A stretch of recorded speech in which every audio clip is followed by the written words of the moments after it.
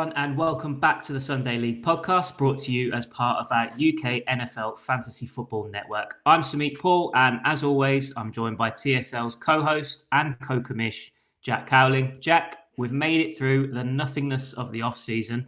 How have you been, bud? And importantly, do you remember how all this podcasting malarkey works? Because one of us has to. Yeah, it does. Definitely feels a bit rusty, doesn't it? I feel like a player coming off like IR or something like that. I'm like, right, how does this all work and everything? But no, as you sort of say, I think, kind of everybody's attentions have been elsewhere during this sort of down period. There's not much of it during the NFL year, but this last month or so has been it. So it's but starting to heat up a little bit now, and fantasy stuff really coming to the fore again. So it's exciting to be back. Certainly is, mate. The last month was so brutal. Like, I'd get the notifications from Twitter, Schefter, Rap Sheet posting. Initially, it was like 2-3 weeks of NBA news, and then it just switched to the World Cup. I was like, what are we doing here, guys? Just give me something, anything NFL related. But then it's funny what you sort of do cling to. Like, there's like a tiny little report, and everybody sort of trying to make, headlines and articles out of it and stuff like that. When it's it's all non-stories and stuff, really, isn't it? But true. It seems like the content is definitely kind of picking up again, isn't it? Certainly is. So, like I said, we've made it through the off-season. Training camps are underway, and the start of the season is creeping ever closer.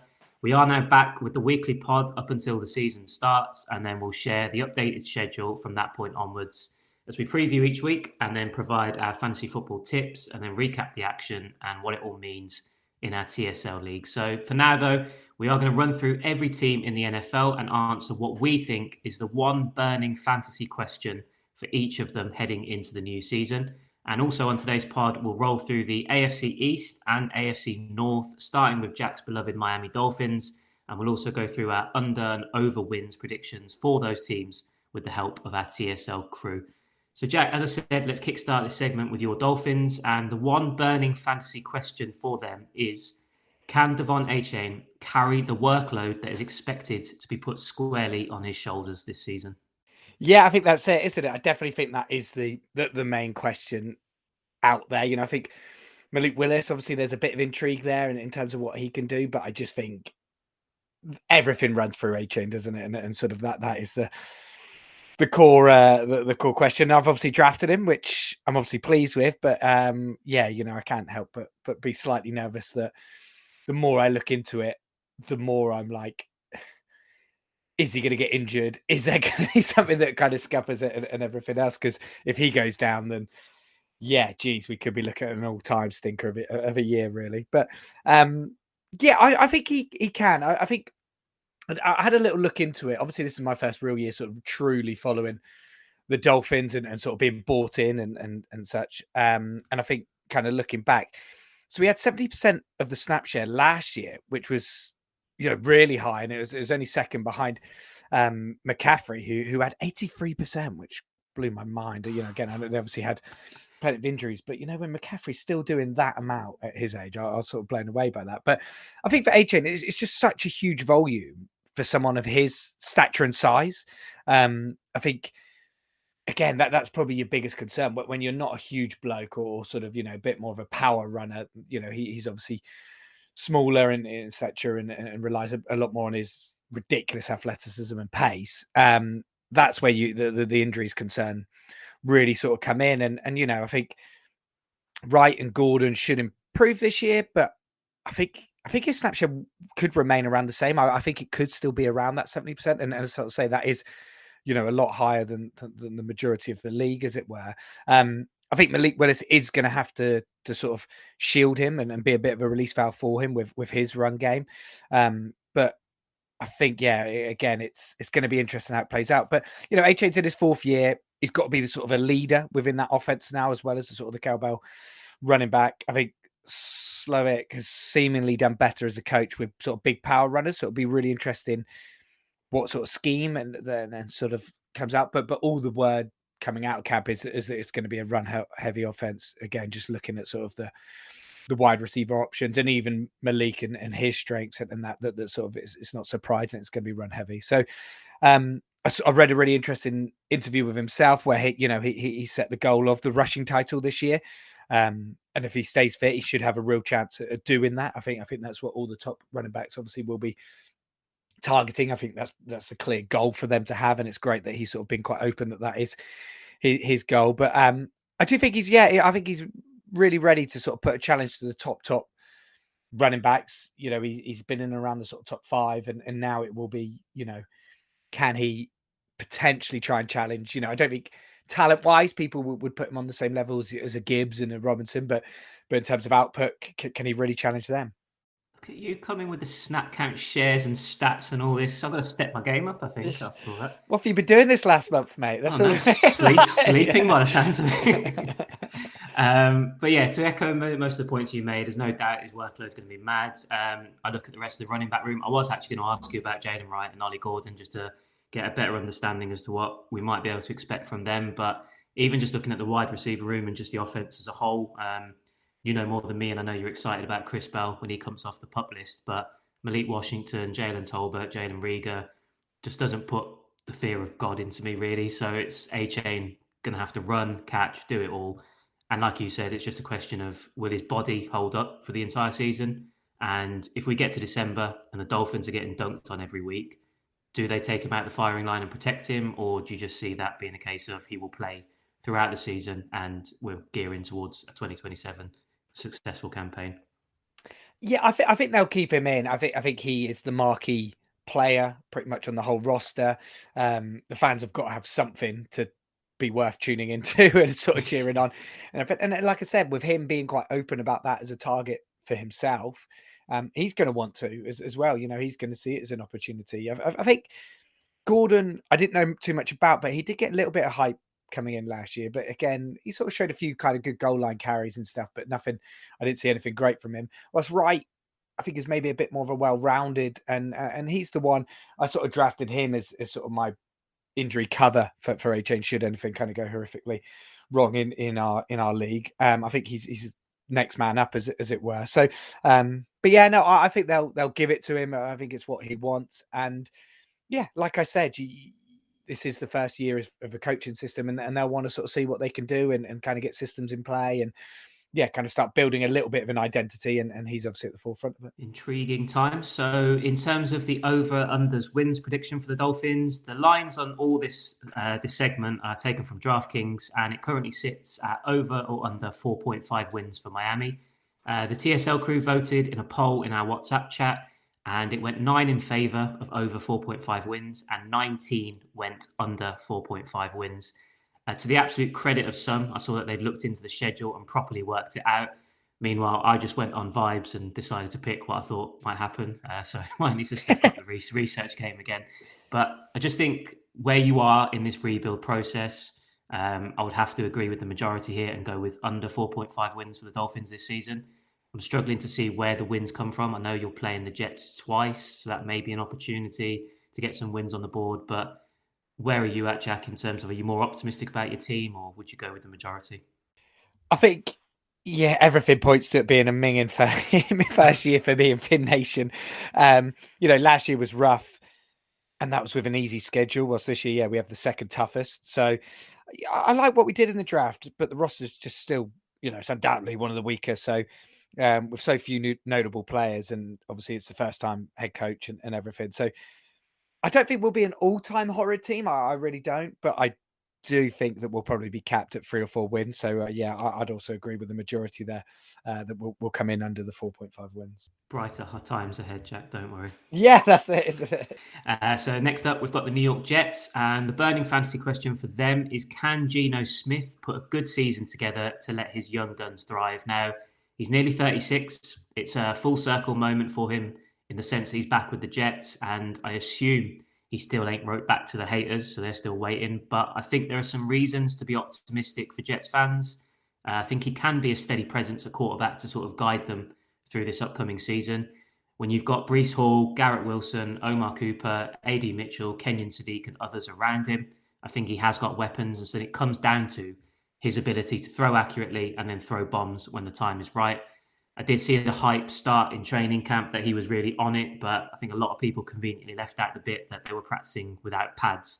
So I'd like to think that even I could look half decent in that scenario. Jack, I would lean towards Smith being decent enough to help this young offense develop this year. The Raiders were a shambles in general last season. Smith didn't really help to lessen that, but I think, that was a massive contributing factor to why he struggled as well. So I'm saying yes, he can put a good season together and his young guns will thrive and they'll all be fantasy valuable players. What do you reckon? It's a tough one, isn't it? And it's funny when you mentioned sort of training camp sort of hype because, yeah, like some people are like, yeah, it's great, the offense, it's great, but then other people are like, well, that means our defense is dog because like it's sort of like there's always sort of two ways to look at it. And he came back. He's had a couple little legal issues, isn't it? I think he was speeding or something. It wasn't anything horrendous like some of the news we see coming out and stuff. But again, one or two issues which clearly would be quite disappointing for someone who's a vet now to be coming back to. But I think the vertical way he plays has, that there's an upside to it. But we've only really seen that work in a functional team, and are the Jets going to be that? I don't know. Again, that's the sort of honesty. And I think the Seahawks, Gino, is clearly what the Jets are obviously hoping to get. Like you said, sort of too hard, pretty hard to read too much into what went on with the Raiders. But again, I think I had a little look back at sort of how did his wide receivers sort of perform whilst he was at the Seahawks, and they were all sort of steady. There was, again, from the research I did, there didn't look like there was ever sort of a real sort of standout performers. At Seahawks, sort of Metcalf was his clear sort of number one. He ranked wide receiver 21 in both 23 and 24. Lockett was sort of probably the number two across that. He ranked 24, but then dropped to 34 when JSN sort of ascended, and JSN got up to sort of level 30. So I think it sort of shows he can share the work across sort of multiple weapons, but is that what he's going to have on offer? Again, Wilson is the sort of clear wide receiver one. You'd hope he's getting, the lion's share sort of, I don't know, 30% target or something like that, and should be a top 15 wide receiver candidate. But like you said, yeah, Adonai Mitchell and Omar Cooper, you'd think they'll then fill the sort of Lockett and sort of young JSN roles. So yeah, it'll be interesting to sort of see how he does with them. I think it's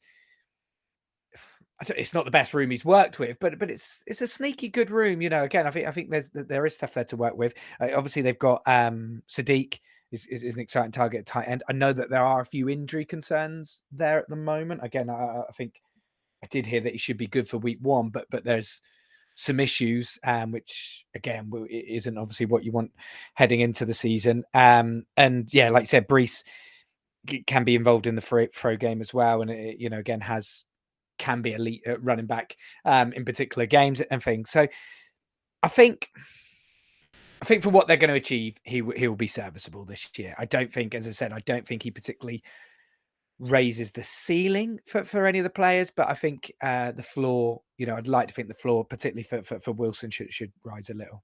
In terms of the over-under wins prediction for the Jets, the line stood at 5.5. This one was a lot closer. 12 voted for under and 14 voted for over. As bad as the Jets have been, I think I might go over here as well. And obviously, I've just backed him, so I'll back Gino and his boys to give their long-suffering fans something to be happy about this year, as I think there's enough winnable games on their schedule to just get there. They're playing the likes of the Dolphins, but also the Titans and the Cardinals. I'm keen to get your answer here, obviously, but I know Marcus and Matt had an interesting point in their responses in our WhatsApp group, just in terms of whether it's wise for the Jets to go and win that many games this year, given the impact it could have on their draft hopes. What did you go with in terms of the over and under, and what do you think about them chasing wins in what is likely to be a nothing season in the end, and then sort of impacting where they are in the draft order next year?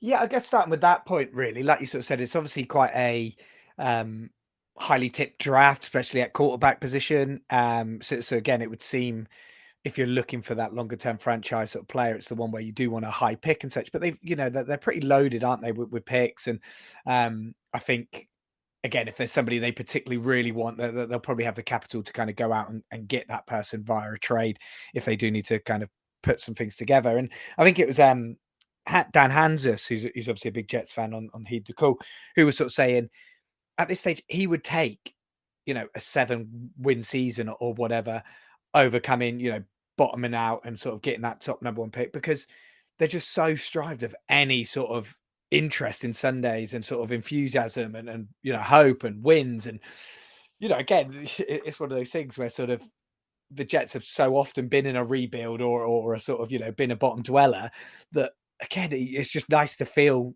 you're competitive, and I think that's probably what a lot of fans would want. But I actually went for the under. Again, it was quite a coin flip for me on this one, but they really sucked last year, and I think that they had the worst scoring margin in the league, and had a pretty fairly forgiving schedule like they've got again this year. I did quite like some of the moves they made in the draft and stuff, but they lost major pieces last year, and I think probably the biggest thing to argue at the moment is that sort of Aaron Glenn is one of the coaches with immediately eyes on him. He was terrible all last year. Again, going more on sort of what I was hearing on podcasts and sort of roundups and things like that. Again, I can't say that I watched them in and out to kind of detail exactly why that was. But again, I think there's huge concerns there that the coaching staff, and I think a lot of people expect him to go. So yeah, I think they could be limited. And I think along with, with us Dolphins, they could be a contender regardless if they want to be or not for one of the worst records in the league. So I went for under with the Jets. That's a good point on Aaron Glenn, because I know he gave us some fantastic memes, but in terms of his coaching ability, definite question marks that were raised last season. So he's got Which is a shame, isn't it? Because he was great part of that Lions. Again, he really was, when the Lions were really ascending, he was a core part of that. And I think came across really likable. And again, I think there was a Hard Knocks that they were on. And I was like, yeah, he seems like a great guy, but it just shows you what a different beast that sort of head coaching role, entails. Have you seen the clip from the new series of Hard Knocks with the Seahawks? I've seen a few little tidbits. I don't know which one you're referring to particularly. The one with Mike McDonald. I can't remember which player he's talking to, but they're in his office and he's just like the most chilled, laid back coach you've ever seen. It's that sort of when they're talking about shutting out the outside noise and stuff. Yeah, that's the one. Yeah. Again, like some people just have it, don't they? That sort of aura where you're just like, yeah, that dude is legit. So and again, that comes from once you've delivered and you've hit what he's already managed to achieve. You can have that sort of confidence and everything, can't you? Whereas someone like Glenn, who again is scrapping and fighting immediately, and he's not in an easy situation, and it is, again, he hasn't got sort of all the tools to kind of, there's other circumstances why he's maybe struggling and things, but yeah, again, I can't imagine conversations in his sort of office are going quite smoothly. Up next, we have the Buffalo Bills, and the burning fantasy question for them is DJ Moore the solution as they look to get over the hump and go all the way this season? What do you think on this one, Jack? Really interesting one, isn't it? I think the Bills, again, I'm toying in my mind. I'm like, are they still Super Bowl or bust, where they've been for recent years? Or do you give them not necessarily a year off, but a little bit of leeway because of the coaching change and everything? It's a little bit of a tricky one. But I think, is DJ Moore enough to kind of get them over the line? I don't think so. I don't know. Again, they want him to be the man that sort of obviously finally peaks, that fills that sort of peak Stephon Diggs void, don't they? But the wide receiver room still lacks wow factor across it. But he does stand out, someone that, again, should get sort of the lion's share of the targets. Last year was clearly the worst of his career, but it's easy to forget. He was good. I think he was a consistent performer coming, straight from Panthers into the Bears, and, even had a wide receiver 9 year playing with Justin Fields in 2023. So that's really high. And again, if he can deliver something like that, they've not had that now for a few years. So maybe that is the missing piece. So I don't think he'll be a top 10 performer. But again, he's a contender in that sort of top 15 potential range, just because, I think Allen will do all he can to get more back to that sort of level. So again, what it means, does the surrounding pieces improve because they have a clear number one, Shakir, Palmer, Coleman, are they going to improve enough because Moore is the guy and they can kind of just fill in with their roles? I don't know. I don't know if they still got the necessary sort of, even a wide receiver 2 there that kind of at the right talent level. So I don't think he's going to be the solution for them to go out. But from a fantasy perspective, I do quite like his chances for a good year. I have to echo all the sentiments you just said there, because The Bills are a strange one for me because I know we've spoken about them before, and specifically James Cook in previous pods, but Yeah. I look at their offensive unit as a whole every season, and I just think to myself, how the hell are you guys always getting to the back end of the postseason every year? Like, obviously, I Josh know Allen. exactly. That's exactly it. Josh Allen, massive, massive part of that, and you'd expect him to have another great season again this year. But like you just said, is DJ Moore enough to put them over the top? I don't think so personally. And looking at my notes, I actually did some research, so I'm kind of buzzing about that. One thing I will give him is what you said, is that he is consistent. He's played 17 games in each of the last 5 seasons, so he'll give them that reliability. But fantasy scoring has been quite modest. Again, as you mentioned, 2023, great year, 246 fantasy points, but last year it was just 146 points, and a year prior to that it was 190. So as much as I can see Allen being great for him, and there's always that factor of a fit for a certain team and players kicking on where they're in their environment, I personally don't put more in that caliber of wide receiver that is a real game changer, if I'm honest. So yeah, like I say, he may well prove to be a smart pickup, but I just don't see him being that sort of solution to take them over the top.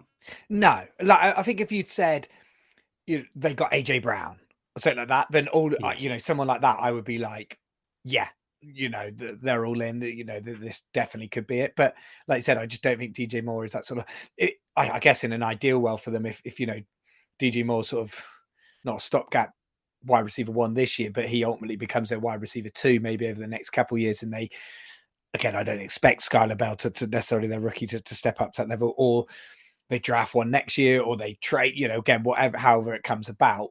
But they get, again, if he's sort of at your position where he's the wide receiver 2, maybe in like a Devontae Adams type role for the Rams, a whole different beast, isn't it? But no, I definitely agree with you. As for the Bills over under wins prediction, the line sits at 10.5 for them. And unsurprisingly, given their records in regular seasons over a number of recent years now, 23 of our TSL crew voted over and just 4 voted under. So I guess the way I kind of want to look at this one is, do you think there's any danger of a down season for the Bills? They've got the brand spanking new stadium opening up. Do you think that they'll do what they always do, even with a new head coach at the helm? And is 11 wins just standard for them at this point with their schedule? Kind of easy to see where those 11 wins would come from. Yeah, I agree with the majority there. I'd definitely go over for it. I just think Josh Allen, like we sort of said, he's still the man in my eyes. His relationship with Brady and with the coach is already there. If anything, you'd like to think they'll want that to flourish even more, because obviously McDermott's gone, and they'll want to show that these two guys are a core part of why the success they've had and things. So I think that'll be the catalyst for another big regular season, and it's a fairly settled roster, and like you said, decent schedule. So yeah, I definitely think they'll win. Yeah, as I said, certainly 11, maybe 12. I'm going with the over on the Bills as well. And then finally, in the AFC East, we've got the New England Patriots. The burning question, fantasy question for the Pats is, will it be Trevion Henderson or Ramondre Stevenson who emerges as their RB1? Now, as far as this competition goes, Henderson outscored Stevenson last season 180 to 163 fantasy points. Stevenson has had his problems with fumbling the ball, and we'll see if he can rectify that, as that could tip the balance of the scales in his favour slightly more. But honestly, I think it's a running back by committee situation again. And I think if you've picked them in fantasy, then great. But I think they'll both continue to limit each other. And if I have to pick, I'd probably say Henderson is the guy longer term. But I personally wouldn't want either of these guys in sort of a high end slot in my fantasy team. Who would you say is going to emerge as the RB1 here, Jack? I think in an ideal world, you'd have both of them, wouldn't you? You would have been, again, that certainly would have been sort of a tactic for me if I was going for either of them. I'd try and kind of potentially get them on consecutive rounds in your draft and such, because like you said, it's really difficult to sort of lead. I think people probably want Henderson to be given sort of the lead back role, but I'd be pretty surprised if it wasn't Stevenson, if I'm honest. Like you said, he's got some horrible fumble tape for sure, but when he's healthy, he is an impactful running back. He's only 28, I believe. So, he's not an age where I think a cliff should be sort of feared. And I just think outside of sort of fantasy, when you actually look at their usage stats and things, and sort of, he outranked Henderson on yards per target, passer rating when targeted, receiving success rate, and pass blocking grades, which we obviously know is coaches value so much in terms of getting backs on the field. And I think Henderson came out of college with some, I think, some people were like, oh, he's one of the best pass blocking running backs we've seen, sort of thing, but it just didn't seem to translate to the NFL. So again, I've not heard too much coming out of camp or anything of which way this is looking, but I probably still lean towards Stevenson sort of being the lead back. And I think sort of the stats last year probably lead into a little bit of Henderson obviously had some huge plays. He's definitely sort of the, not necessarily to exactly like him, but like a Barkley sort of highlight reel type running back, isn't he? He's got that sort of breakaway speed. I think he did some returning as well last year, and he's definitely got that in the locker. But I think from sort of down to down, I think Stevenson will probably emerge slightly as a running back. But like you said, these guys could literally be right next to each other in the running back ranking orders. But are either of them really going to be anywhere particularly notable? I wouldn't say so either. So I think for this year, Stevenson will probably hold on to it, and then it will probably get to the stage where Henderson is looking to take over as he enters sort of year 3, year 4. I think I did read on The Athletic, actually, in the early stages of training camp, that Henderson is still struggling with his pass blocking and protection. Okay. So that is going to be an issue that might stand against him. Yeah. In terms of the over-unders win prediction, the line for the Patriots stands at 10.5 as well, and 15 voted over in our TSL group, while 13 voted under. For me, I think that's a lot of wins to stack up again after what they did last season. I've bigged up their wide receiver room, and I just like what they've done with that over the summer, but with the addition of AJ Brown, of course. But I think they could level out a bit more this season, and that's why I'm going literally very much just a shade under 10 wins. I think they've got some tough games this season. The schedule is not as straightforward as it was, so I'm going to have to go under on this one. Yeah, I'm with you. I think I'd pretty much echo what you sort of said. I think that they're kind of being spoken about quite openly as sort of one of the key sort of regression candidates because of the schedule that they had last year and then obviously the schedule that they've got this year. I think people are just sort of not expecting the same.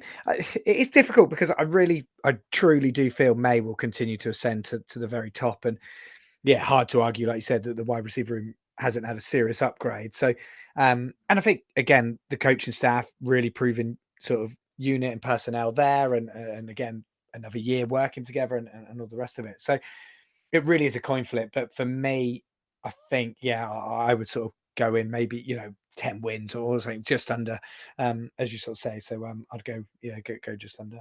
Good stuff. So that is a wrap on the AFC East. It's time to move over to the AFC North now then, and we will start with the Cincinnati Bengals. And the one burning fantasy question for Cincinnati is, what is the ceiling for Joe Burrow if he does stay healthy for the entire season? What are your thoughts on that one, Jack? Yeah, I think it is. There's loads of questions when it comes to them in terms of sort of, again, you can kind of go into the minutiae in terms of T. Higgins and things like that. But Burrow and his health is always going to be the biggest factor for the Bengals. And I think, he's not a dual threat like the consensus top quarterbacks of sort of Allen and even May now, Lamar in particular. But it's probably hard to argue that he's not the best pure passer in the whole league. He's definitely, I don't know if you agree, he's definitely one of my favorite quarterbacks to watch. Maybe him and Herbert, again, just in terms of sort of when they're linging it, I think it's, again, there's not many better sites. Stafford probably in that mix as well. But Burrow's weapons are clearly ridiculous. The chemistry is there. I think sort of looking at how he's performed when he's sort of played 16 games plus or whatever, he's finished quarterback 7 in 2021, quarterback 4 in 2022, and quarterback 3 in 2024. So I think that 2024 year is the one we're after. If he can be in the sort of 380s plus sort of fantasy points, then again, that really is sort of as good as it gets, as it were. So I think if he's healthy, I think he's right up there, both fantasy and MVP and everything else in terms of the best player in football. Yep, again, completely agreed with you. Big starting point here for me is, again, like we said, can he actually stay healthy for an entire season? He only managed 8 games last season, and in 2023, he was limited to 10 games. But like I say, when he is out there for an entire season, we've seen how awesome he is. 382 fantasy points in 2024, 369 points in 2022, and then 330 points in 2021. So, like I say, he's got Chase Brown, Jamar Chase, T. Higgins, settled offensive unit that know each other really well. Others will chip in, even if I don't think they've got the greatest depth in terms of quality, but there will be others that chip in. And very much same as your point you made. The lack of mobility is probably the only thing that's going to hold him back in comparison to a Josh Allen. So in terms of a ceiling, I can't see him sort of finishing QB1, but that's assuming if Allen has another great season, which I'm sure most of us do. But I think he can certainly be up there vying for second or third spot in the QB fantasy rankings if he plays a full season. So, and like you mentioned, I completely agree with you. He is for me as well one of the more fun quarterbacks to watch when he's in full flow. So I'm actually praying, even though I've got no connection to the Bengals whatsoever, that I would love to see a full season out of Joe Burrow this year. Definitely. And I think it's one of those where like Josh Allen's going to get his rushing touchdowns for sure and stuff, but Burrow might throw 15 to 20 more touchdowns than him. Like that is a very viable case in terms of sort of with the weapons, when you look at what they've got, the way they run their offenses, what's the difference going to be in their sort of air yardage and everything like that and things. So it is obviously it's an extra massive weapon when you've got your quarterback that can run it in, but it does take away from point scoring in other regards as well. So yeah, I think he's right up there. And yeah, I don't know. I would just love it for him to to have the year that everybody's sort of wanting him to have. I think anybody who watched the sort of quarterback series that he was in, just a really cool guy. Like, again, I think he just came across so well. Like you said, him and Chase have such a ridiculous relationship, clearly. And yeah, he's definitely one as a neutral that, again, it feels like sort of Mahomes has had his moment. Again, Allen is one of those I would love to get the running back, but I maybe, if you were to sort of say, who would you rather want a Super Bowl, Allen or Burrow? I think I might shade it to Burrow. I don't know why. There's just something there where I just maybe feel the way he would do it. I don't know. There's just something there. I said he's just one of my favorite players to watch. So yeah, like I said, fingers crossed. He can stay fit. Yeah, the Josh Allen loving for me was well and truly over. I had my period of seeing his development and improvement. I thought, yeah, fair play. This guy's incredible. And I'm not saying he's not incredible now. He is. But for me, Joe Burrow, if he can take the Bengals all the way, that would be so much more fun in my eyes than a sort of Allen and Bills. But we'll see. The over-under wins prediction line for the Bengals sits at 10.5, and 17 voted over in the TSL group, 10 voted under in our poll. 10.5 is honestly quite high, in my opinion. And although they've kind of moved to address the flaws on their defense this offseason, is it enough for them to win that many games so consistently? I think they will score heavily. They always do, provided that everyone stays healthy. But I just question if they'll win that many games in the regular season due to the defensive problems that we've seen them have. But again, if they feel as though they've addressed it and they're going to be much stronger on that side of the ball this season, then they very well could do it. But that said, looking at the schedule as well, taking that into consideration, I think it is very much doable, and they've got a pretty friendly fixture list coming up this season. So I'm going over. What about you? It really feels like, to me, when you're like at a casino and you're playing like roulette and it's like been black 3 times in a row or whatever, you're like, it's got to be red this year. I think that's kind of how I feel about them, where you're like, it just has to at some point. It just has to click into gear and such. And when in fact, obviously, it's no more likely. That's probably why I always lose my money in casinos. But they've not won double-digit games in 3 consecutive years, but it has to click for them. And I think, like we sort of said, Burrow's generational, as is Chase. I mean, Dexter Lawrence had, to that as well. And obviously, they've got that quite. How do you sort of put it? Sort of that quite top-heavy sort of roster. They've got big names, haven't they? Sort of people who genuinely are the best in their position or thereabouts, and then they have a reasonable amount of filler and stuff. But I just think, again, talent can just win you games and will win you games and things. I'm not overly sold on Zach Taylor. I don't know what you think of him and his potential sort of fit there, but I do feel as though they're going to have a big year. As I sort of say, I can't sort of try and manifest it and then not go for the over. So yeah, I said I think they'll be over.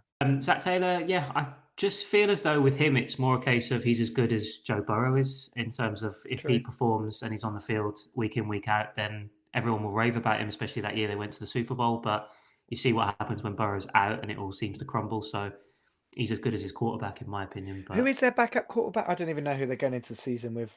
backup? Do you know if they've got anyone? Again, because do they rest Burrow if they get towards the playoffs, or they kind of qualify and such?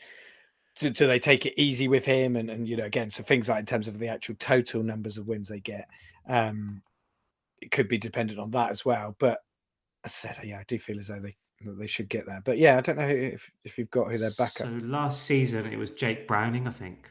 Oh, was it? Okay, as their backups. Now they've got Flacco in to be his backup. They have got Flacco. Okay, yeah. So reasonable enough. But yeah, no, I think we're on the same wavelength as well there, where they should have a big year.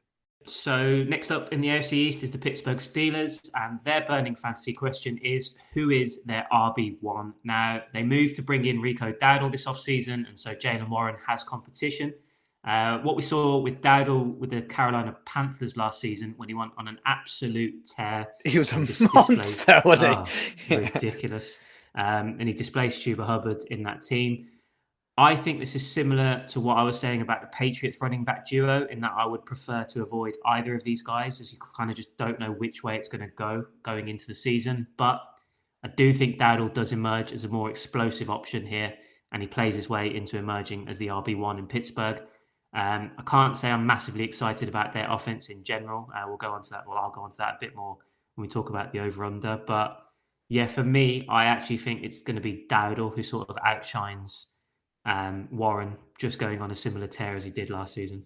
Yeah, I almost I was kind of working a trade for Warren at one point, sort of a little earlier in the off season. Again, just because I was thinking, with Gainwell going, he might get it. But the more you look into it, as you sort of say, it's definitely another real type battle. And I think the reports kind of coming out of camp at the moment is that sort of Dowdle has been operating as running back one, which I think surprised me a little bit. Like I said, some huge moments last year and a particular sort of period of time where he was monstrous. I think I put him in the lineup when that came to a halt, really, which was ideal.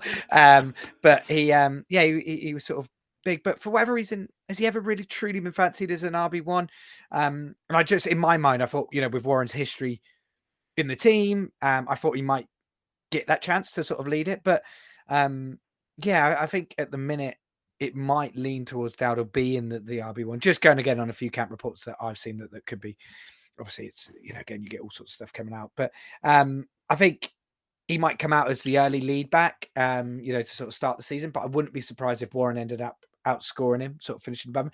Warren's again, he's one of those where red zone and things like that, he's like, pulls off big plays. He's quite a fun player. He's got loads of highlights and things, and you're quite often like, why is he not more of a talking point or sort of, why is he not more, kind of a headline grabber in terms of sort of, higher up the fantasy list and everything like that. But I think he just really suits that running back 2 role, which is potentially obviously what he may fall into again now. Over under wins prediction line for the Steelers is at 8.5. 10 voted over and 15 voted under in our TSL poll. Now, we know all about the consistency under Mike Tomlin that they had and how they continuously eked out winning seasons, and then they just bang average and never went further in the off-season. And while I do think fresh starts can be a positive thing, I just don't see enough on this roster to believe that they can win 9 games. You've got an aging Aaron Rodgers in what he says is his last season. Cool. They've got Pittman alongside DK Metcalf now. Jeremy Bernard is tipped to do good things, but for me, I don't see it with the Steelers, so I'm going to have to go under on this one. Well, it just feels inevitable to me. I don't know why, like you said, again, it's just probably the opposite to what I was saying about the casino sort of metaphor, where it's sort of, again, when something just happens so much, you're like, well, the machine's broken. It's just going to keep happening sort of thing. So for me, I do think that I think they'll be over. I think they will have another winning season. Again, it will be right on the line, like you sort of said. I don't think that they're anything to write home by. But I just think Rodgers, despite his age, just has so much now, so much knowledge, so much, sort of experience. And obviously with the coaching staff there and things like that, I think they will just outsmart X amount of teams to kind of get them to the wins. Again, I think their defense, again, it's aging, but there's so many impact makers on that. So I'd expect them to sort of be able to drag them to a load of tight wins. I can't remember what team it was.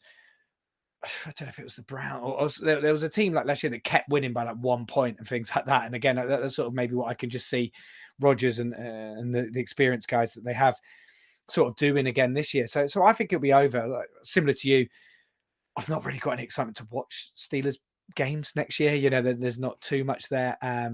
Again, on defense, they've got the names and they've got the sort of the players and the reputation and things, but they're not. I don't even find them one of the more exciting defenses to watch. And again, that might just be because I don't watch them enough or whatever. But I think they'll be over. Yeah, I just think, yeah, as I sort of said, it just feels sort of inevitable to me. Whilst again, until they go to a real rookie quarterback or something like that, that's when I think they'll kind of hit a bit more of a hard reset. Whilst at the minute, I still just think they'll have enough to beat out a load of the other middling and poor teams.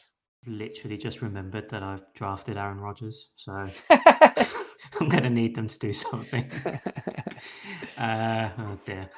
On we go in the AFC North then, and next we have the Cleveland Browns. And so the one burning fantasy question for the Browns, Jack, is who will be their highest scorer this season out of Quinshon Judkins, Casey Concepcion, Denzel Boston, and Harold Fannin Jr. And given I drafted Concepcion, there is only one right answer here, but ready to hear what you've got. I'm sorry to say, I think it's out of the sophomores for me. And I think I lean just to Fannin Jr. Yeah, I think Judkins is really intriguing to me as he sort of came out the gate pretty hot last year, didn't he? But then slowed down. But that was mostly, if I remember correctly, sort of due to sort of injury for the back half of the season. Munkin's done really well with sort of Chubb and Henry. So it'll be interesting if he sees Judkins as someone that can sort of hit that sort of workload, or if obviously he's going to come up with a different sort of structure and strategy for him as a lead back. But Fannin finished tight end 6 with 187 points in his rookie year, which is obviously exciting enough when you just look at sort of some numbers and stuff. But I think when you watch him, it gives you even more hope. You know, he was just amazing at sort of avoiding tackles and yeah, just so electric when kind of the ball in his hands and things. I think he's, again, I drafted him. So on the opposite to you, I'm probably putting on too much expectation for him and stuff. But again, I think Munkin's shown he gets the most out of his tight ends previously. I think on the rookie side of things, I don't know how that shapes out. I know they've got Judy, who you'd think wouldn't be the sort of the lead target, but at the same time, does that then get shared out between those guys? And again, whilst the sort of quarterbacks are still in flux, I don't know what you've been hearing. I think I've seen recently that Sanders is actually kind of making a little bit of a play, but then I think someone in the group was like, oh, but Gabriel's getting first team reps or something like that, and such. But I think whilst that's still in flux, I think obviously you lean on who do you lean on? You know, your running backs and your tight ends. So I lean to Fannin Jr., but I do think Judkins should be, if you've got him on your roster, I'm with you, and it's just really interesting. Again, there's a lot to dislike about what the Browns have done in X amount of years, but I think this last year or two, they're definitely coming in as a team that I'm really intrigued by. The opposite of the Steelers. I'm actually, kind of that they will be someone I'll be looking out for and trying to get eyes on as much as possible. Same train of thought as you, but just slightly different in terms of me leaning towards Judkins. I think first thing to say, I mean, it's a great problem, if you like, to have, isn't it? To have such quality sort of young talent coming through on your team. Yeah. Not too sure on whoever emerges as a starting quarterback, as you mentioned. That could be a problem for all the names mentioned, whether it's Deshaun Watson, Shedeur Sanders, or even, as you mentioned, Dylan Gabriel. I think all of them have the potential to be a car crash in their own way. But yeah, like I said, I do like Judkins, and I think if the passing game is a little bit all over the shop, he can be the sort of most reliable option that they've got. So I've gone with Judkins as my highest scoring fantasy start for the Browns this season. As for the over-under wins prediction for Cleveland, their line sits at 5.5, and only 5 in our TSL crew voted over, while 20 voted under. And I'm going to go with the majority again here because, as I mentioned, purely down to that quarterback position being a potential problem for them, and it's a major problem if it is. If one of them emerges and balls out, then 6 wins is certainly achievable. But we know they've got dogs on defense as well, despite the loss of Myles Garrett. Jared Verse is a very, very good pickup. But have they got a trusted and reliable guard quarterbacking the whole thing? I don't see it. So that's why I've said what I've said. So what have you gone for? I went for the over. I think, sort of for getting quarterback just for a second. I think, like we just went, they've got a really intriguing sort of roster, loads of unknown parts, but they've added weapons.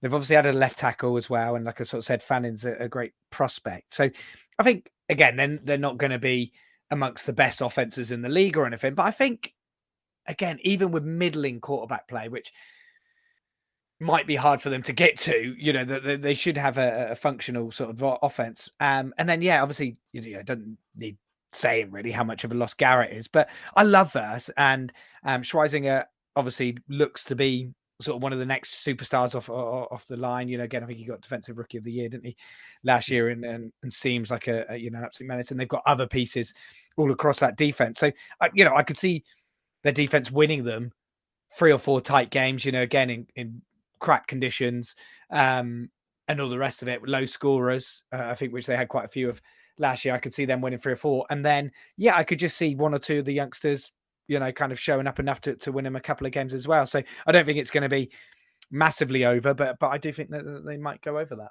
Do you know what? Go on then.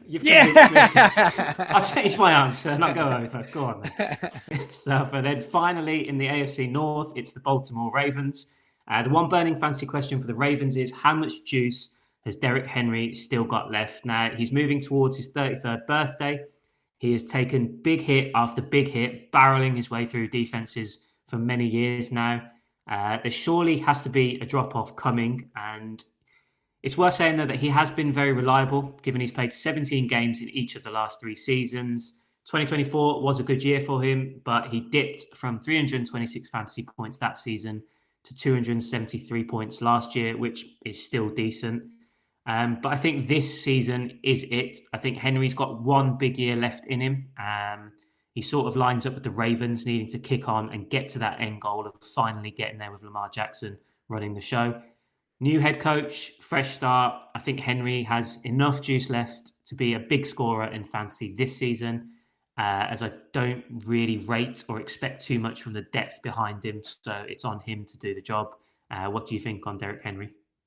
I know what you mean again, I think we spoke about on an earlier pod where it's sort of like, it has to happen at some point. But then, again, even thinking about sort of football and stuff, like Harry Kane and bloody Messi at the World Cup, where you're like, well, they can't be good for ages. But when they are Hall of Fame, greatest ever top 10 or whatever sort of level sort of players, they seem to be able to go. And like you said, there's no injury concerns. There's no, again, like you said, last year there was a bit of a drop off, but I think you can easily push that to system, other injuries, and other, issues that they were sort of facing last year and stuff, rather than, did he lose a little bit of speed? But again, that's going to happen and stuff, but he still scored really well and such. And, again, he's been pretty clear that retirement or sort of slowing down is just not on his radar at all yet. So I think he's in for a big year. And again, new coaching staff, what are you going to do when you get there? You're going to lean on your most reliable players. Henry's immediately going to be that, isn't he? And I think obviously dynasty, you're not going to be taking him over a Gibbs or a Robinson, these people that have 5-6 years on him or whatever they do age-wise. But in terms of looking ahead to this year, I think he's going to be right up there. I think he's going to have a really good year. Again, someone made a comment that when we did our running backs rankings, I think I put 27 in my top 15, and I can't even remember where I actually put Henry or anything like that. But again, the more I've sort of sat on it, and when you pose this sort of question, I think I think he's definitely going to be top 10 again. And it's going to be the monster that we all know. And and I'm all here for it. Do you know what I mean? Long may it continue. The other thing that's just sort of popped into my head is the Lamar Jackson factor of it all. So he missed 4 games last season through injury. That sort of negates the lack of depth and quality they've got in the running back room. And you'd imagine that would have a positive impact on Henry, taking that sort of a little bit of that responsibility away from him and sort of giving him those big opportunities to score big. Yeah, definitely. And I think because they traded away, or Keaton Mitchell left, didn't he? I can't remember if he traded or if he left. And I think he might have been a player because he's a bit younger, a bit more, bit of excitement and things like that, where you're like, oh, does he take some of the snap count and things? But now he's gone. And I think Henry's obviously worked a few years with Justice Hill, isn't it? That's, I think, there is RB2. Yeah. I think it's just like a really, like you sort of said, especially for a new coach staff, Lamar, Henry, with Hill kind of coming in and doing his bits. I just don't think there should be much difference from what we've seen from Henry. And again, he's just shown over such a long period that, if that's sort of what he's offered up, then he's going to take it and he's going to deliver. So the over-under line for the Ravens was at 11.5, and 10 votes came in for over, 15 voted under. And I think I'm going to have to agree with the majority, to be fair, even though I've just said what I've said. I don't think they have enough to win 12 games in the regular season. I know it's kind of lazy to say, as it's the same for most teams in the league, but one injury to Lamar, and that goes out the window for me, as is the case every year with them. But they're still rolling with Zay Flowers as their wide receiver one. He got his big payday the other day. Yeah, saw that. Mark Andrews is a year older, and they've lost Isaiah Likely to the Giants. They've got some promising rookies in the building who could emerge as top targets for Lamar, with my boy Jacoby Lane said to have stood out as a stud in training camp so far. But I'm just struggling to see if they can get to that level of that many wins. So I've actually gone under on the Ravens. What have you got? I'm with you. Yeah, I went under. There's just an air or sort of a whiff of uncertainty around Lamar and stuff, isn't there? Like, again, the trade rumors come up, or sort of potentially moving, they're just, and again, obviously they've got a new coaching setup, so you'd hope he'd be sort of a happier player and stuff. But yeah, something just doesn't feel quite right there, especially for someone who's obviously been at MVP level now for so many years. But I think, 8 wins last year, if anything, shows sort of the depth of the floor, given sort of the hellish injuries they sort of suffered. So they kind of, again, that's sort of where their meeting is. So again, you think of fit Lamar, fully firing Lamar, they should be over that sort of, again, over 11 sort of wins. But I think Hendrickson should be a good addition. But I think Linderbaum loss might be a bigger impact of those two roster moves. I think obviously the Crosby fiasco seems a lifetime ago, but I would have felt better if they'd got him. But I just feel as though I don't know. It's just some stuff to be ironed out there, just with regards to Lamar. Obviously, his potential health, new system, such a big change after a coach has been there for so many years and everything. I think they'll come in. Again, these bettors obviously always get it fairly close to the line unless something catastrophic happens. But yeah, I think I'd be with you that they might just come just under. John Harbaugh onto bigger and better things this season. So good luck to the Ravens. So look, having been away for a while, I think it would be wild for us to go back and run through all the news that we missed over the summer. So let's limit it to the past week or so since training camp started. And one of the big early stories that came out was Baker Mayfield, and he wasn't shy in expressing his feelings that he felt a bit disrespected by the Tampa Bay Buccaneers as he looked set to go into the season without agreeing on a new contract. Now, there is the option of a franchise tag next year and stuff, so it's not like he's done in Tampa Bay or anything like that. But do you think that negatively impacts Baker and the Bucs this season, or do we conversely see the best of Baker when he's got that chip on his shoulder? He feels like he's sticking it to his doubters, even if that feels like some of them are even inside the franchise questioning whether he's worth the extension. How do you think the season's going to go for Baker Mayfield? Yeah, he's always seemingly flourished when he, backs against the wall, isn't it? And everything. But this feels a bit different. I think this one would probably hurt more than any other situation he's probably been in, because I think he's right in feeling a bit disrespected. Again, I think the money that's been spoken about that he wanted seems fair to me. Seems his sort of market value.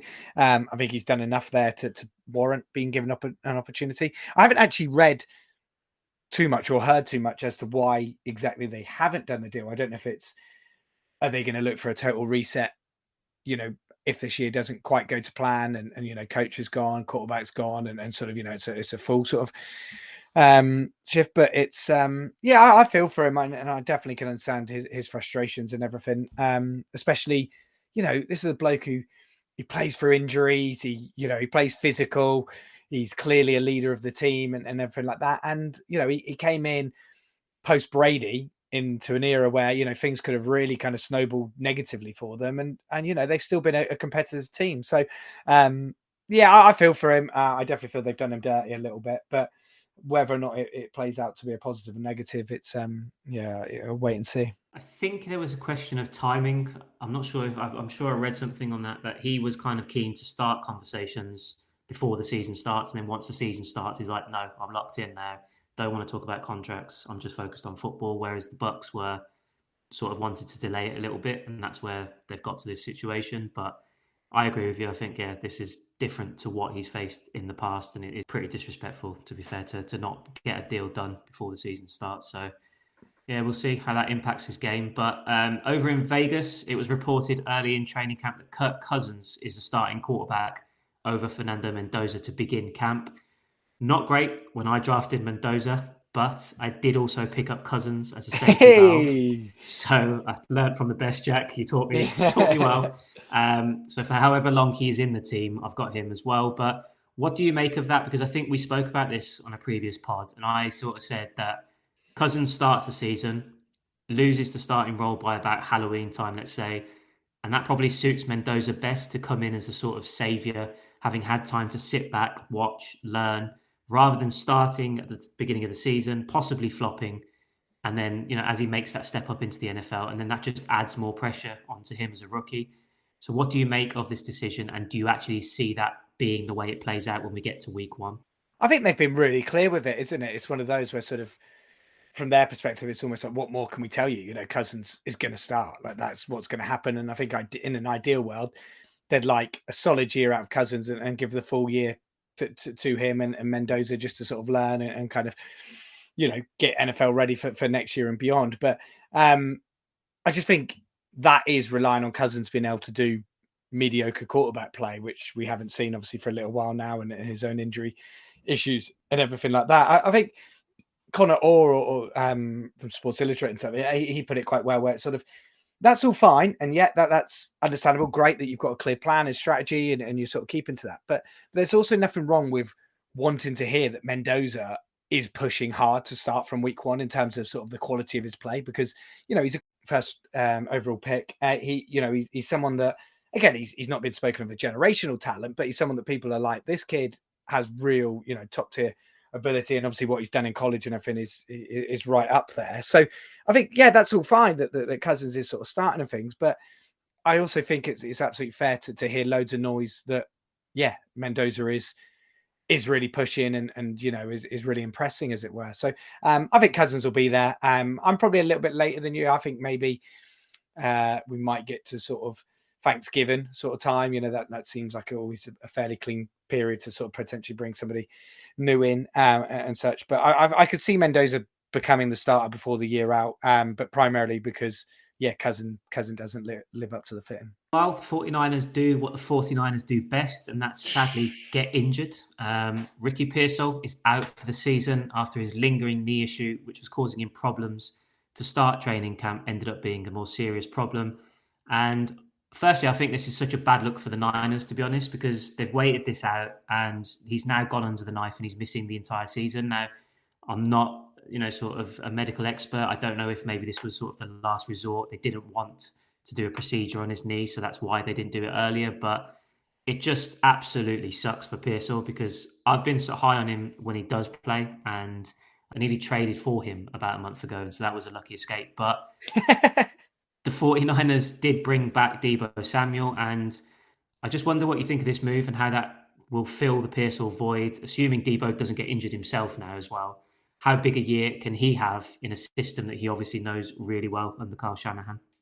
Like you say, it's a real shame. There's part of me that feels I should have supported the Niners, because after Spurs injury hell that we've been in the football last couple of years, the 49ers definitely seem to be the most sort of parallel team in the NFL with that. But you feel for them, and obviously Shanahan had his car accident as well, in preseason, hasn't he, and things, and it just.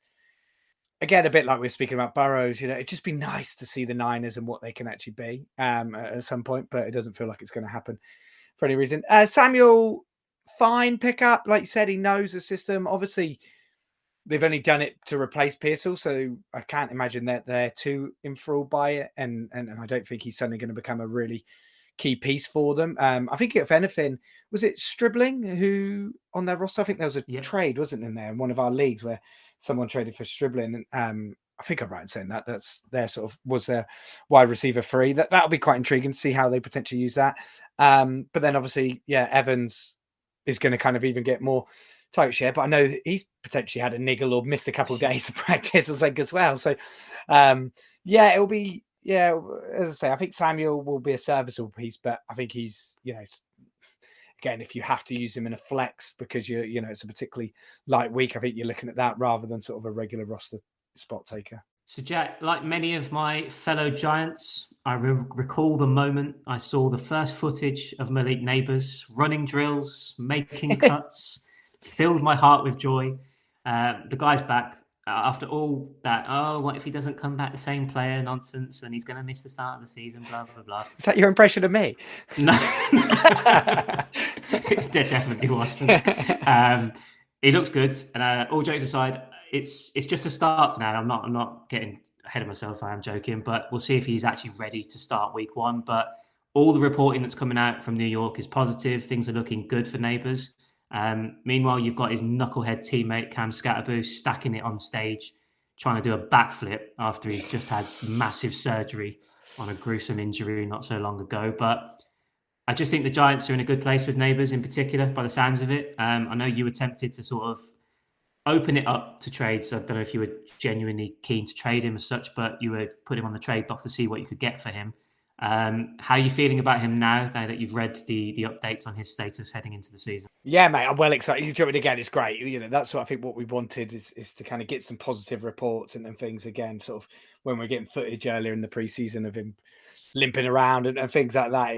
It fills your nerves. And yeah, like you said, I sort of put a few fillers out there, but just didn't get many nibbles at all of notes and nothing that's kind of really kind of tempted me or anything like that. But again, this is a guy year 1 that everybody was like, this boy is the next Chase, the next Jefferson. He's in that sort of tier of talent, as it were. So I really hope that this is behind him now and we get a full year of production and can really see what he's about. The other impressive thing I thought as well was that he sounded really mature. Like, I know I gave him stick in the offseason earlier with that whole interview or reaction to the draft. Yeah. He just came across really, really immature in just where he was criticizing the franchise. But with the press conferences, I've been listening to him recently talk, and I think Odell Beckham Jr.'s presence may be a really positive thing for him as well, not only just in terms of him being a veteran and sort of taking him under his wing, but he obviously went through a similar injury setback as well. So I feel like he's had a positive influence on him through his rehabilitation. But yeah, I just liked the way he was talking, Neighbours, and just that he just sounded really mature and he was locked in, and hopefully that translates to a good season on the field as well now. But yeah, fingers crossed. Everything looks good at the moment, and we'll just see how things progress from there. One of the fun things about training camp when everyone isn't too busy getting hurt is which players emerge as potential standouts to watch. And that was certainly the case with Cyrus Allen and the Kansas City Chiefs, as the hype built really, really quickly after seeing him linking up with Patrick Mahomes. Hilariously, after I think it was like 5 hours after I picked him up on the waiver wire, he got injured. So that was just great. But fortunately, it doesn't sound serious, and hopefully I've picked up a good wide receiver prospect for $1 of my budget. But with an aging Travis Kelce, question marks over some of their wide receivers, given some of the stuff that's gone on off the field this summer. What are your thoughts on Allen? Can he become a serious go-to option for Mahomes just purely based on the fact that they're building a chemistry at this stage of training camp? Or is this one of those situations where be wary of early training camp hype? I think it could be that. Again, who knows? He could certainly be the real deal. We've had so many good rookies come into the league that were drafted later on and everything. But again, how much weight to put into it, I'm not too sure because, like you sort of say, there's always these stories that kind of get more traction than perhaps they should because it's training camp. And like I was sort of saying, people will cling on to the good stuff that they want to and maybe sort of bat away the sort of the negative stuff really. But yeah, he seems to be getting it and there's definitely going to be opportunity there, if he truly is sort of the player that people are kind of getting excited about. So it'll be really interesting to see. Just to finish though, Jack, on injuries, honestly, I'm just so sick of reading about them already. It's a contact sport. It's a brutal sport. Injuries are going to happen, but just seeing players go down with ACL injuries and whatnot and training camp and just having their season scratched straight away is just ridiculously sad. I don't even think it's even possible to have a solution because what are you going to do? Like, these guys need to sort of take those hits and stuff in training camp to be ready for the new season. It's largely down to luck, but I think you share my sentiments in terms of it just sucks that it doesn't even have to be players that are on our teams. It's just players that we enjoy watching, we want to see in action, go down to injury in such a horrible situation so early on. Massively, isn't it? I think, like you said, we're never going to get that perfect world of 100% full rosters across the league and everyone's going to get best. But it's just always so disheartening. And especially when it is key players that almost, ruin your season before it gets going, and ruins the excitement around it and things like that. So I don't know what the solutions are, like you sort of say, but it's it's just massively frustrating, obviously for the players themselves, but fans and obviously us fantasy heads who again have drafted these people. Some of them use quite a lot of capital on it and all the rest of it. So yeah, it's just really annoying more than anything, and it's definitely the worst part of certainly the preseason when those are the news stories you're getting. Because even, like I say, it doesn't have to be any connection to me whatsoever. Like Falcons fans were probably riding high, Bijan under contract, Drake London and Pitts already sorted. And then yesterday, out of nowhere, Jalen Walker feared to have torn his ACL, and it's like, oh God, it's mad, isn't it? It's just horrible, isn't it? And I think, like you sort of say, more so, again, if this was football and it's Arsenal and someone said, Saka's done his ACL, I'm bloody delighted. I'm absolutely over the moon. Even if it was a player of a lot of the other teams.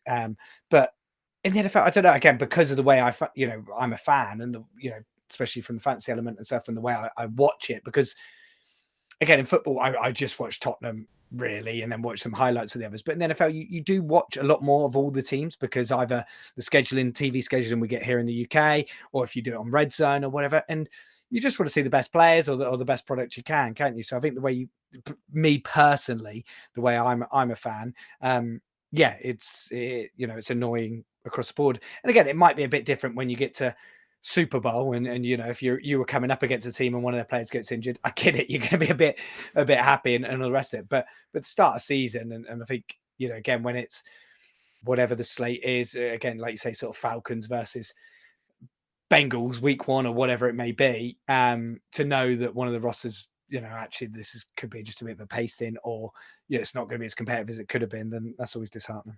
Fingers crossed the injury gods are kind to us over the course of the season. We don't get major setbacks for the big players, but yeah, we'll have to wait and see. There's been a couple of trades that have just gone through today. I don't know if you've had a chance to see these, but I just thought I'd quickly put them to you to see what you think, and one of them's quite a juicy one, which is why I thought. So in the UK Sunday League 1, we've had a couple of trades. So one of them is Bucky Irving and George Kittle in a trade for Dallas Goedert and Quentin Johnston Quentin Johnston at the Chargers. So Bucky Irving and Kittle for Goddard and Johnston. Fairly even, that one. I guess it's, Kittle and Goddard fairly comparable, I suppose, especially with Kittle's injury sort of concerns. So I guess it's a little bit more Bucky Irving and Quentin Johnston. Any strong thoughts on that one for you? I'm going to side with the Kittle side of things because I think positive reports are coming out in terms of his comeback and stuff. So I don't think he's going to miss too much time. So if there's a trade involving Kittle, I'll always lean to George's side. I think he's going to have a big season again this year. Especially if injuries are going on elsewhere, I suppose, isn't it? So, exactly. That's big. But the juicier one is JSN has been traded. I feel like he must be the most traded player across our leagues, especially superstars. Definitely. He seems like people are quite happy offering him out. So he's been traded. So he's been traded for Judkins, Elijah Sarrett, the wide receiver at Ravens, and then the 2027 first rounder. What's your thoughts on that? I think I quite like it for the Scottish Patriot. Is the Scottish Patriots receiving Judkins? He gets JSN, yeah.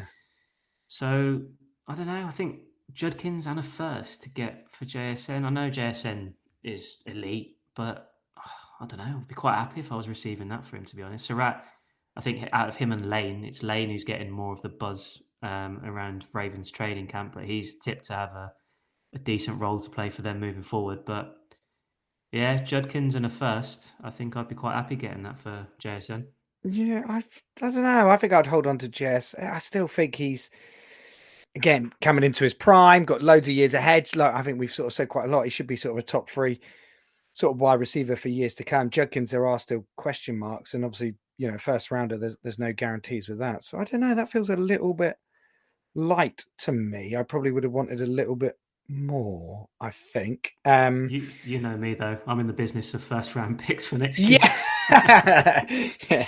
Got 3 of them now. Yeah. Because then you've always got an excuse. No, it's next year I'm playing. It's next year. Exactly. But yeah, it's a couple. Nice to see some trades heating up again in our leagues, as we sort of say, as we get back to business. No, definitely sounds good. Any other bits? No, sorry, mate. Yeah, I literally just saw that. So no, that's it from me. All good, mate. All good. So that is a wrap on this episode of the Sunday League podcast. Thank you for sticking with us and waiting for our return and tuning in. We are back. Please give this episode a like or leave a positive review if you've enjoyed it. Please subscribe and tell a friend to tell a friend as we look to grow the channel with our first season covering things around the corner. We're available on Apple Podcasts, Spotify, YouTube, and wherever else you get your podcasts from.